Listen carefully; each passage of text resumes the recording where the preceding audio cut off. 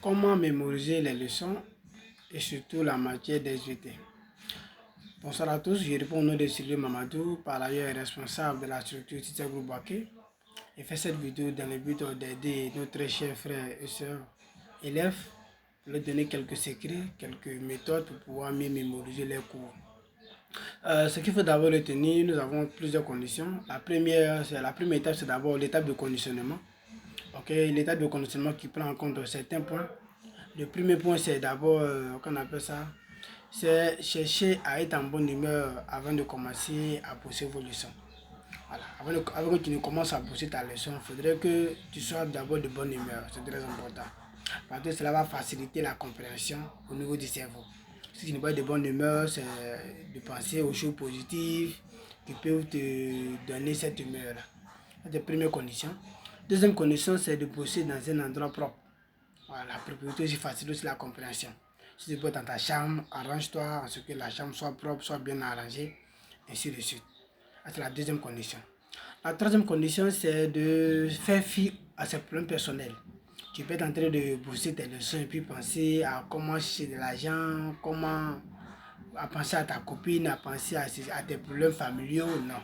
Quand tu bosses, assure-toi que tu es concentré, assure-toi que tu es réorganisé, assure-toi que tout ce que tu fais, ton monde, tout autour de ce qui est en face de toi. C'est la troisième condition. La quatrième condition, c'est de se poser trois questions phares. Trois questions phares. À quoi ça sert ce que je m'apprête à bosser? Et pour répondre à cette question, c'est de se référer aux hypothèses. Les hypothèses de la leçon. Si je prends le cas de la reproduction des mammifères, où nous avons trois hypothèses. La première, de la reproduction des mammifères, c'est fait par la rencontre des gamètes. La deuxième, la reproduction des mammifères, c'est fait par l'évolution de l'œuf. La troisième, la reproduction des mammifères, c'est fait par la régulation des cycles sexuels. Donc, quoi ça sert? C'est de dire quoi? Pour que les mammifères puissent se reproduire, cela se fait de trois manières.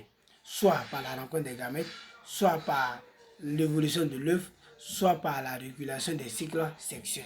C'est la réponse à quoi ça sert. Comment cela fonctionne? C'est la deuxième question, il faut toujours se poser. Si je prends la première hypothèse, où on dit la reproduction des mammifères se fait par la rencontre des gamètes.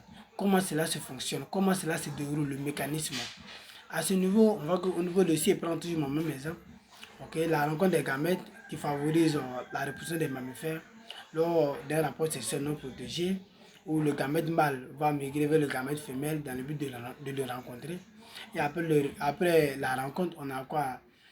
On a la pénétration d'un spermatozoïde qui va activer l'ovocyte 2. Après, on aura la fusion des pronucléides pour aboutir à la cariogamie afin d'obtenir l'œuf ou encore le zygote, la formation de l'œuf ou du zygote. Ça, c'est le mécanisme de la première hypothèse. Et doit faire pareil pour chaque hypothèse. Donc, après cette question de comment cela fonctionne, la troisième question, c'est pourquoi c'est ainsi. Le pourquoi c'est ainsi, c'est d'établir une relation entre les trois hypothèses. On voit que la première hypothèse, on dit les mammifères se reproduisent par la rencontre des gamètes, par l'évolution de l'œuf et par la régulation des zygotes et la régulation des cycles sexuels. Donc la relation entre la rencontre des gamètes et l'évolution de l'œuf, c'est que quoi? Avant d'aboutir à l'évolution de l'œuf, il faut d'abord obtenir l'œuf.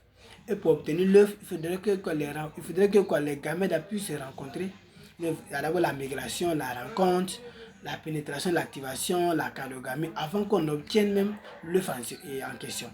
Lorsqu'on va obtenir l'œuf en question, il faut aussi suivre certaines étapes, certains processus, tels que la mythe. Elle va suivre des méthodes successives pour donner stade de 2, 4, 8, stade de Morilla, blastocyte, ainsi de suite. Et après, on va obtenir ces différentes étapes de l'œuf. On va maintenant obtenir on va maintenant aboutir à l'étape de la régulation des cycles sexuels. Qui peut soit quoi? Lorsqu'on obtient l'œuf va subir en cas de fécondation ou en cas de non-fécondation, on a encore l'évolution de l'œuf, ainsi de suite. Ce qui va maintenant aboutir à l'étape de la régulation des cycles sexuels. Il faut parvenir à établir une relation entre les différentes hypothèses de ta leçon. C'est le pourquoi c'est ainsi. Voici un peu les différentes étapes au niveau du conditionnement qu'il faut d'abord mettre en place avant de commencer à bosser ta leçon. La deuxième étape, c'est de transformer la leçon en schéma. On dit une image vaut mieux que 1000 mots. Le cerveau a tendance à retenir plus les images que les mots. Donc, quand tu bosses ta leçon, il faut avoir tendance à transformer cette leçon-là, certaines phrases en schéma pour faciliter la compréhension. Si je prends l'étape on dit l'ATP est l'énergie nécessaire à la contraction musculaire. Si je vais transformer cette phrase en schéma, okay, si je prends l'utilisation des flèches, il y a les flèches, il y a les couleurs, il y a aussi les images qu'on peut attribuer. L'ATP fournit l'énergie nécessaire à la contraction musculaire. Je dirais quoi? Sans ATP, flèche, pas de contraction, flèche, pas de vie. Tout simplement. Quand tu regardes, c'est facile, ça vient directement dans ta tête. Bon, donc ça, c'est la deuxième étape, c'est de transformer la leçon en schéma.